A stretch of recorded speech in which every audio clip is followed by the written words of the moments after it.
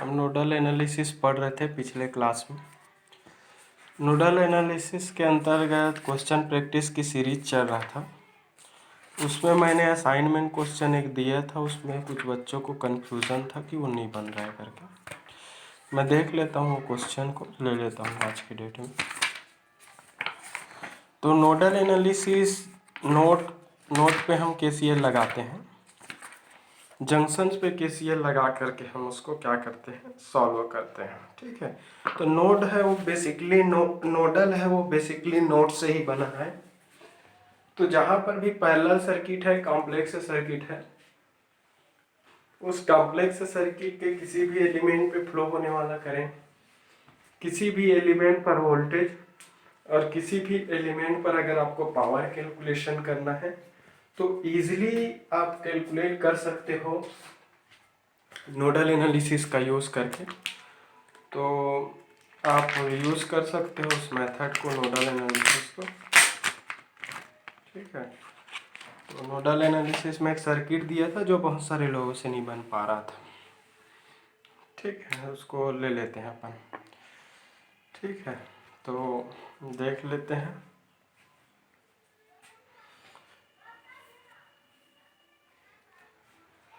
ठीक है, क्वेश्चन दिया था असाइनमेंट में, वही क्वेश्चन ले रहा हूँ मैं।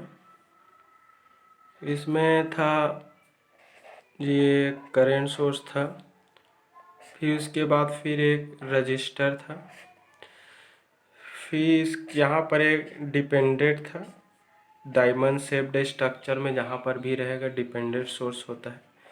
यहाँ पर एक रजिस्टर और लगा था, ये 6 ओम का था, ये वाला 8 ओम। इसकी वैल्यू क्वेश्चन वाला ने 3i दे दिया और इस 8 ओम पर फ्लो आने वाले करंट को उन्होंने अपने तरफ से i माना था। ये करंट है उसको उन्होंने 6 एम्पियर का दे दिया था और इस वाले पॉइंट से इस वाले पॉइंट के बीच में उन्होंने एक और रजिस्टर अपने तरफ से लगाया था, उसको दिया था 4 ओम। ठीक है, ये क्वेश्चन था। क्वेश्चन वाले ने इसमें ये मेंशन किया था, use nodal analysis to determine the value of current in the network. उन्होंने यही बोला है कि इस दिए गए नेटवर्क में जितने भी आपका करंट है, ब्रांच करंट है, सारे ब्रांच की करंट को वैल्यू निकालने के लिए नोडल एनालिसिस का यूज़ करो। तो मैं हमेशा बोलता हूँ कि जब भी नोडल एनालिसिस यूज़ करोगे, सबसे पहले जितने भी जंक्शंस है उसको मार्किंग करो।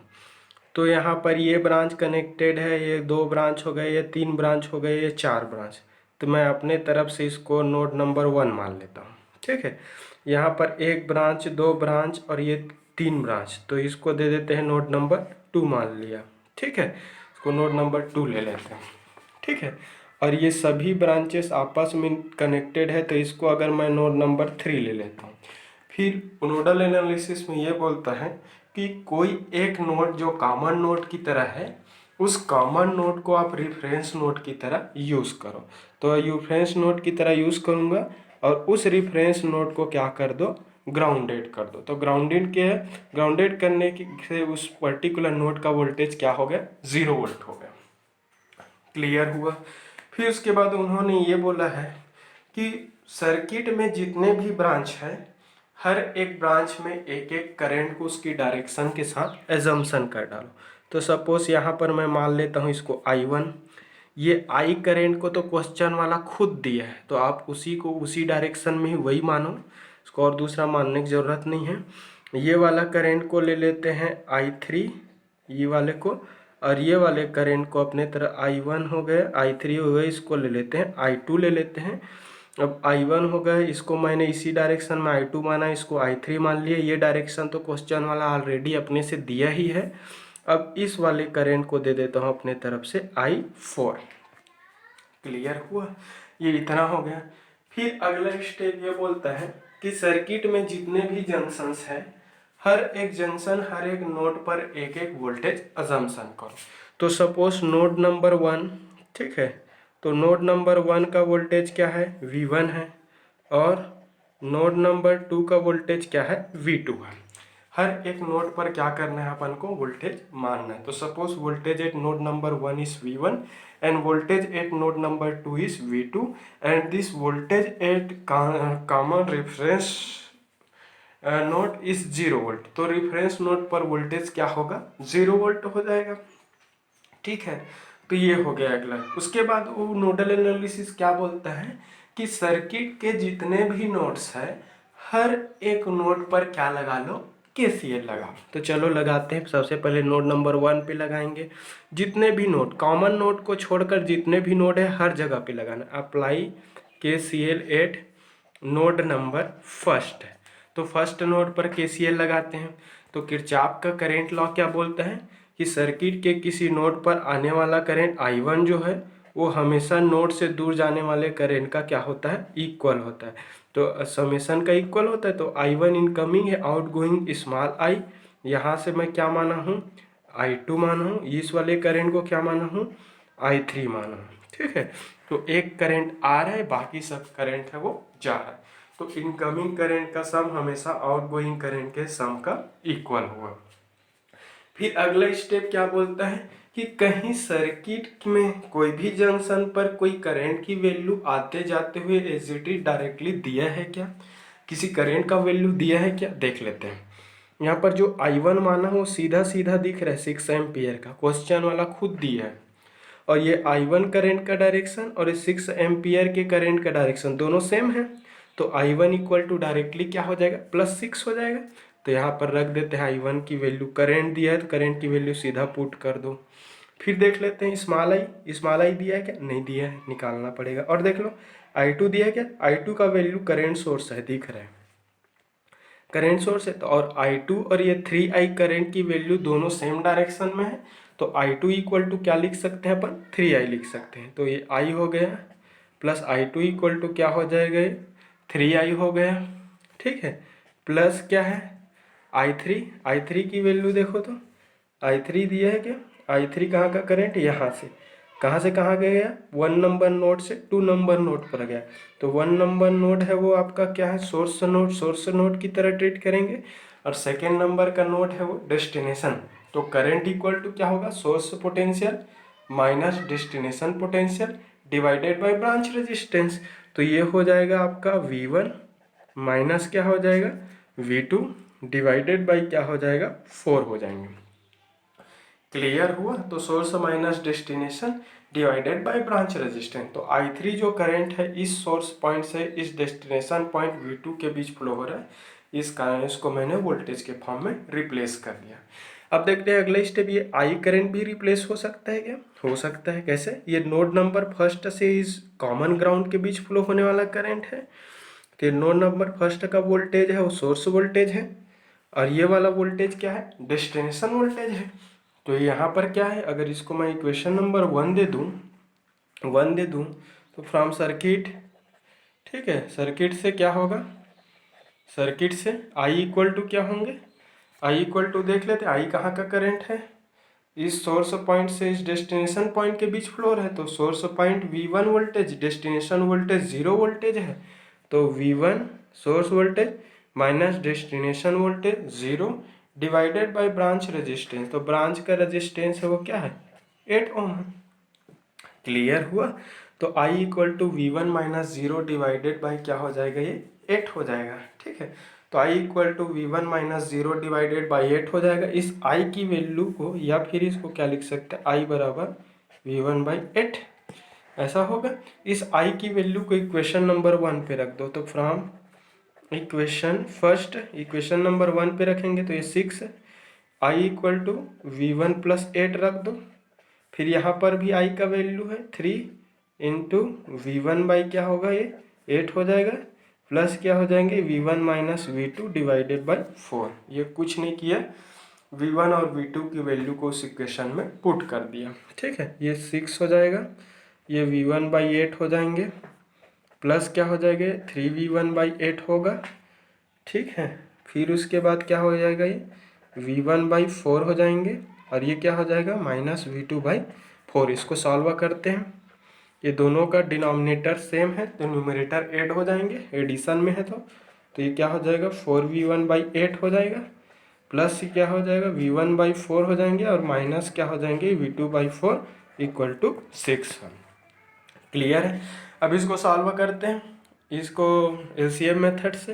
तो 4 एकम 4 और ये 4 दूनी 8, जो बचा उसका गुना 1 का गुना इससे करूँगा तो 4V1 होगा, 2 का गुना इससे होगा तो 2V1 होंगे, डिवाइडेड बाय 8 और 4 का एलसीएम। तो 8 और 4 का एलसीएम निकालोगे तो कितना आएगा, 8 आएगा। ठीक है, तो 8 आएंगे और माइनस क्या हो जाएगा, ये V2/4 हो जाएंगे और ये 6 हो जाएगा। फिर सॉल्व करोगे तो 6 इक्वल टू 4 और 2 कितना हो जाएगा, 6V1 डिवाइडेड बाई 8 हो जाएंगे, माइनस V2/4 होगा। ठीक है, इन दोनों को फिर सॉल्व कर लेते हैं एलसीएम से। तो 4 और ये 4 दूनी ऐसा, तो बचा 1 का गुना इससे तो 6V1, बचा 2 का गुना इससे तो -2V2, डिवाइडेड बाई दोनों का एलसीएम कितना है 8 और ये कितना बचेगा 6 बचेगा।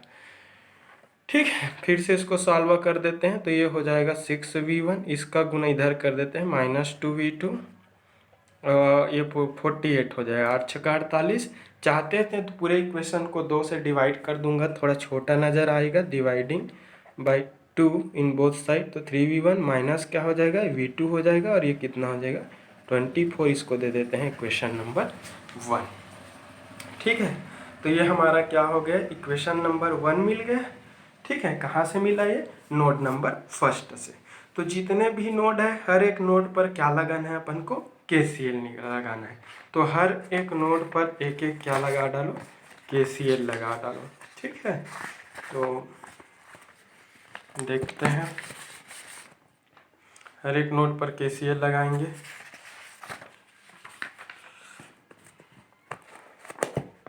चलो, अब हर एक नोड पर KCL लगाएंगे, फिर यहाँ सॉल्व ये फिर से देख लो।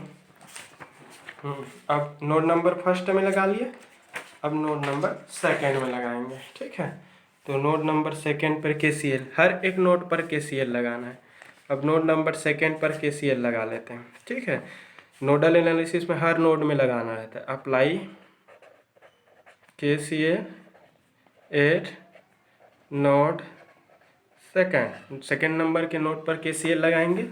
तो सेकेंड नंबर के नोड पर KCL लगाएंगे तो आने वाले करंट का सम जाने वाले करंट के सम का इक्वल होगा।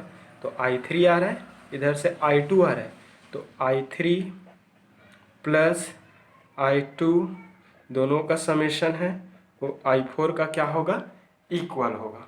तो I3 जो करंट है वो इस नोड नंबर 1 से नोड नंबर 2 में जा रहा है। I2 जो करंट है नोड नंबर 1 से नोड नंबर 2 में जा रहा है, जो कि करंट सोर्स सीधा दिया है। और I4 जो करंट है नोड नंबर 2 से कॉमन रेफरेंस टर्मिनल में जा रहा है। तो इसको रिप्लेस कर देते हैं। I3 इक्वल टू क्या होगा, source voltage V1 minus destination voltage V2 divided by branch resistance 4 ओम, ऐसा। ठीक है, ऐसा।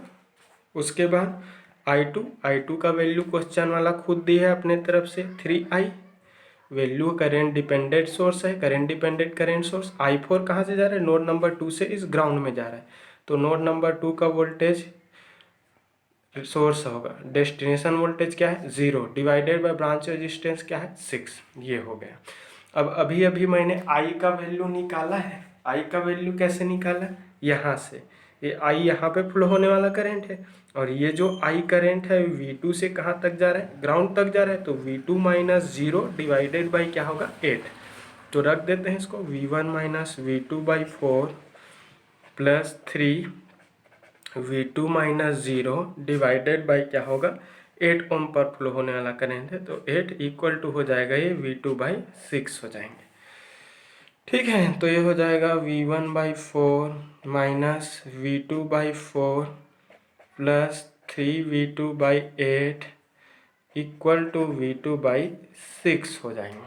ठीक है, अब V1 V2 सबको एक तरफ ले आते हैं, इस V2 को इधर ले आओ। तो V1/4 अकेला है, अकेले रहने दो, माइनस इसको इधर लाते हैं तो V2/4 प्लस 3V2/8, इसको इधर लाएंगे तो माइनस V2/6 और इक्वल टू 0। ये हो गया। अब इसको सॉल्व करेंगे अपन। ठीक है, तो सॉल्व करेंगे तो बनेगा यहाँ पर एक V2 V3 का ही। अच्छा, इस सभी से अपन क्या कर लेते हैं, कॉमन निकाल लेते हैं। ठीक है, कॉमन मेथड से चलो बनाते हैं। V1/4 माइनस V2 कॉमन ले रहा हूँ सब में। अंदर क्या बचेगा, यहाँ पर 1/4 प्लस बचेगा, ये क्या हो जाएगा, माइनस कॉमन लिए हूँ तो प्लस का क्या हो जाएगा, -3/8 बचेंगे। माइनस कॉमन लिए हूँ तो ये प्लस बचेगा 1/6 और इक्वल टू क्या होगा, 0। ठीक है, अब ये V1/4 हो जाएगा माइनस V2। अब इसको हम सॉल्व करते हैं एलसीएम से, ये 1 और ये बचेगा 2 बचा उसका गुना इससे तो 2, एक बचा उसका गुना इससे तो 3, डिवाइडेड बाई दोनों का एलसीएम 8 आएगा, प्लस 1 क्या होगा, 6 होंगे और इक्वल टू 0 होगा। ठीक है, ये बचेगा। अब ये V1/4 माइनस इस V2 कॉमन है, अंदर सॉल्व करेंगे तो क्या हो जाएगा, -1/8 और प्लस 1/6 इक्वल टू क्या होगा, 0 होगा। ठीक है, तो ये बचेंगे। अब देखते हैं कॉमन, तो ये हो जाएगा V1/4 माइनस V2। अब इसको एलसीएम से सॉल्व करेंगे, 2 से डिवाइड करूँगा तो ये 4 बार जाएगा, 2 से डिवाइड करूँगा 3 बार, 3 बचा उसका गुना इससे तो -3 होगा, फिर प्लस है 4 का गुना इससे तो +4। अब ये 8 और 6 का एलसीएम निकालना है, तो 8 और 6 का एलसीएम निकालना है तो यहाँ से निकाल सकते हैं। 8 6 का 2 से डिवाइड करूँगा तो ये 4 बार जाएगा, 3 बार जाएगा, फिर 2 से करूँगा तो 2 बार जाएगा, 3 बार जाएगा, 2 से करूँगा तो 1 बार जाएगा 3, और ये 3 दूनी 6, 6 दूनी 12, 12 दूनी 24, 24 आएगा एलसीएम इक्वल टू 0। ठीक है, तो ये होगा आपका इक्वेशन। लेंदी है, कैलकुलेटर से आपको आसानी से मिल सकता है, आप ऐसे सॉल्व करेंगे तो आपके लिए लेंदी रहेगा। ठीक है, तो ऐसा है ये इतना। अब इसको फिर से सॉल्व कर लेते हैं, तो ये V1/4 माइनस यहाँ से +1 आ जाएगा तो ये 1/24 मतलब V2/24 इक्वल टू 0। फिर इन दोनों को एलसीएम से सॉल्व कर लो तो 1 और ये 6 आ जाएगा, 6 का गुना इससे तो 6V1 हो जाएगा, 1 का गुना इससे तो -V2 हो जाएगा। अब इसका अगर करेंगे तो 4 6 का 24, एलसीएम इसका 24 आएगा। ठीक है, इसका एलसीएम क्या आ जाएगा, 24 आ जाएगा इक्वल टू 0। ठीक है, इसका एलसीएम ये आपका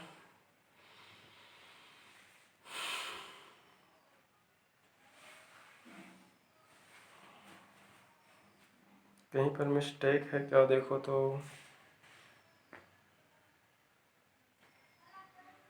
आई थिंक कहीं पर तो नहीं दिख रहा है।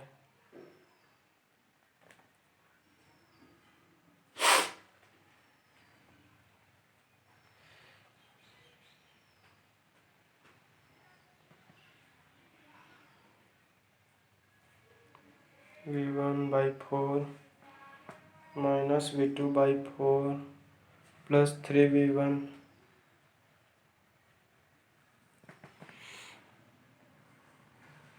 सॉरी, यहाँ पर एक मिस्टेक है, यहाँ से मिस्टेक है, एक बार चेक कर लेंगे। ये I का वैल्यू 3V2 लिखा हूँ, एक्चुअल में वो V1 है, 3V1 माइनस 0 है, तो ये 3V1/8 हो जाएगा। अरे यार, कैलकुलेशन में ये 3V1/8 हो जाएंगे यहाँ तक, ये 3V1 है, करेक्शन कर लेंगे इसको, 3V1 हो जाएगा। इस कारण थोड़ा सा दिक्कत हो रहा था। अब यहाँ से इसको कट कर देते हैं, मैं नया पेपर से बना देता हूँ। लाइव सामने से रहोगे तो क्या है, मिस्टेक होता है तो बच्चे तुरंत बता देते हैं, यहाँ पर लाइव नहीं है तो फिर अगर आपसे मिस्टेक हुआ तो हो ही जाता है। तो यहाँ तक 3V1 है, ये हो जाएगा V1/4 प्लस 3V1/8 और ये हो जाएगा -V2/6 minus V2/4 equal to 0, ऐसा बनेगा। ये 3V1 है। ठीक है, एक्चुअल में I जो करंट है वो नोड नंबर 1 से फ्लो होने वाला करंट है, तो सोर्स वोल्टेज नोड नंबर 1 का V1 होगा, destination voltage common ground terminal है 0 होंगे, और 8 ओम के रजिस्टर पे फ्लो हो रहा है, तो ऐसा होगा। अब ये V1 इन दोनों को सॉल्व करते हैं, ठीक है। तो 4 और 4 दूनी 8 है, 2 बचा उसका 2V1, एक बचा उसका प्लस 3V1 डिवाइडेड बाई दोनों का LCM 8 आएगा, माइनस, ठीक है। इन दोनों को भी सॉल्व करते हैं, माइनस कॉमन लूँगा तो क्या होगा, V2/6 बचेगा, और ये V2 बाई क्या होगा 4 होंगे, इक्वल टू क्या होंगे, इक्वल टू 0 होगा ये। तो ये हो जाएगा 5V1/8 हो जाएंगे, माइनस इन दोनों को सॉल्व करते हैं, 2 से 3 बार जाएगा, 2 से ये 2 बार जाएगा, 2 बचा उसका गुना इससे तो 2V2 होगा, प्लस 3 बचा उसका गुना इससे तो 3V2 होगा, डिवाइडेड बाय इन दोनों का LCM। तो 4 और 6 का LCM, 4 और 6 का LCM निकालना है, नहीं आता तो देख लो यहाँ पर 4 और 6, 2 से डिवाइड करेंगे 2 बार जाएगा, ये 3 बार जाएगा, 2 से डिवाइड करेंगे 1 बार जाएंगे 3 बचेगा, 3 से डिवाइड करोगे तो 1 बचे, 3 दूनी 6 दूनी 12, 12 आएगा LCM इन दोनों का, और इक्वल टू 0, ठीक है। ये हो जाएगा 5V1/8 माइनस, और ये हो जाएगा आपका 5V2/12 इक्वल टू 0, ऐसा आएगा, ठीक है। तो ये हो गया।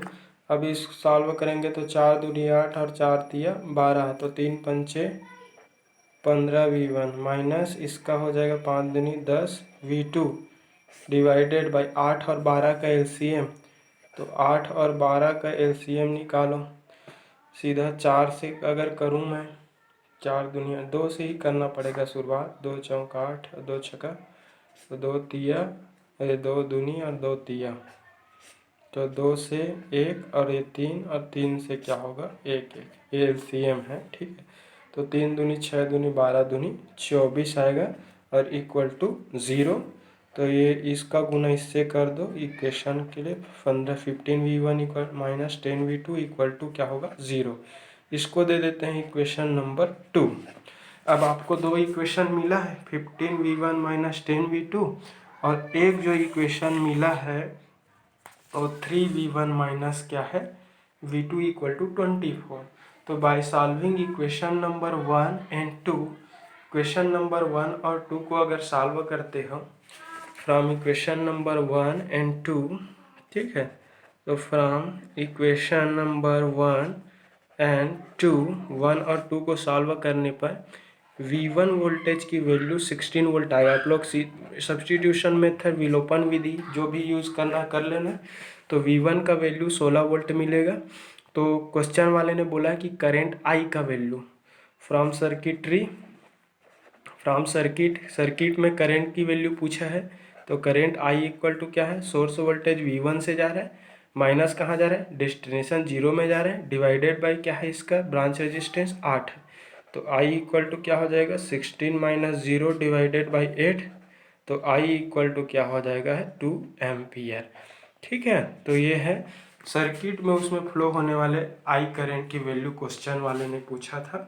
तो ये I करंट है। आई थिंक कैलकुलेशन में अगर कहीं पर मिस्टेक होता है तो देख लिया करो, उसको करेक्शन कर लिया करो, बट मेरे से बेसिक कंसेप्ट समझने की कोशिश करो, रूल्स समझना है। अगर मेरे में कैलकुलेशन मिस्टेक होने से कहीं पॉइंट का अगर आंसर नहीं आ पाता तो उस केस में उस चीज़ को आपको करेक्ट करना है, ठीक है। तो आई थिंक सबको क्लियर हो गया होगा। अगर समझ में आया तो लाइक करें, शेयर करें। Thank you.